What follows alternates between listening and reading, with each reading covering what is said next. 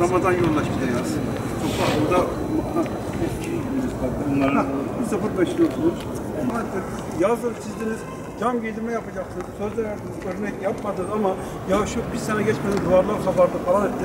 Gelin bizim mağduretim gelin, yapma der fenersiz sen. Seni dedim Allah'la sıfır ediyorum. Allah'a havale ediyorum, yaptığın haçlar hepsi bana dedim gelecek. Biz 12 yılda zaten genel merkez üzerinde kriz masası oluşturduk. Tespit edildi, gün dayanışma günü, ateş. Bu işi hep birlikte yaptık. Selamünaleyküm.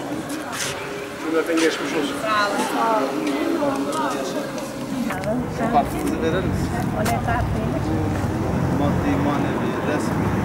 Bir de ben alabilirim. Ben pazarcıklıyım.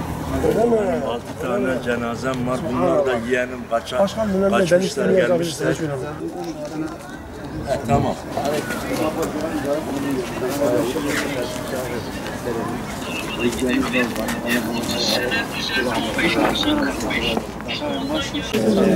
Yolbaşı ben raziyeti var.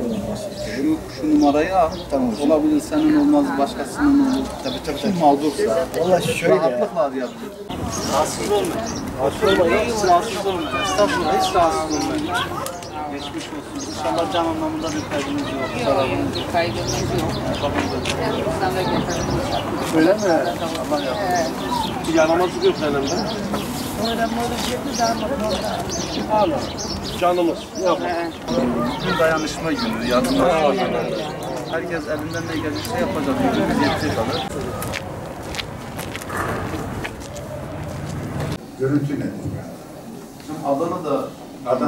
Adana'da şükür 11 enkazımız vardı. Temizledik. Bütün ekiplerimiz Hatay'da şu an. Vefat sayısı, can kaydı.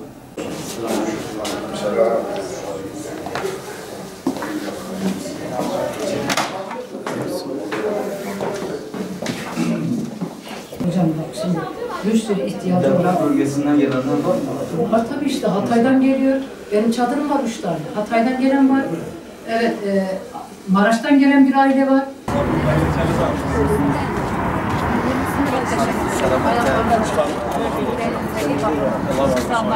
Muhtarım çok rahat olur. Yani arabada rahat olur Allah'ın izniyle.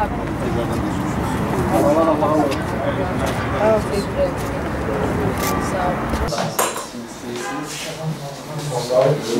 Başkanım hoş geldin. Elhamdülillah. Evet. İnşallah. Durumumuz lütfen. Başkanım senin hoş geldin diyorum. Burada Sizin de yaptığınız çalışmalara görüyoruz, takdir ediyoruz. Bizim genel merkez düzeyinde 12 tane kriz koordine merkezi kuruldu. Bu vesileyle işte ziyaret ediyoruz. Yapabileceklerimiz bir şey varsa yapmaya çalışıyoruz. Tabii bu işi suistimal edenler varsa, yanlış yapanlar varsa zamanı geldiği zaman durumuna göre hesap sorulması gerekiyor.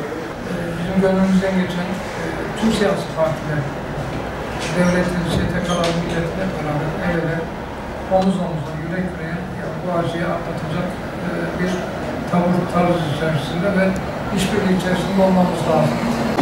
İzleyerek ben mi biraz? Evet. Sağ olun.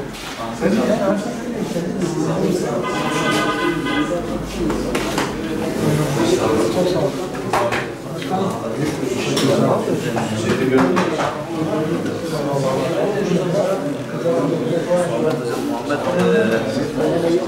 Bekliyorum. Sağ olun.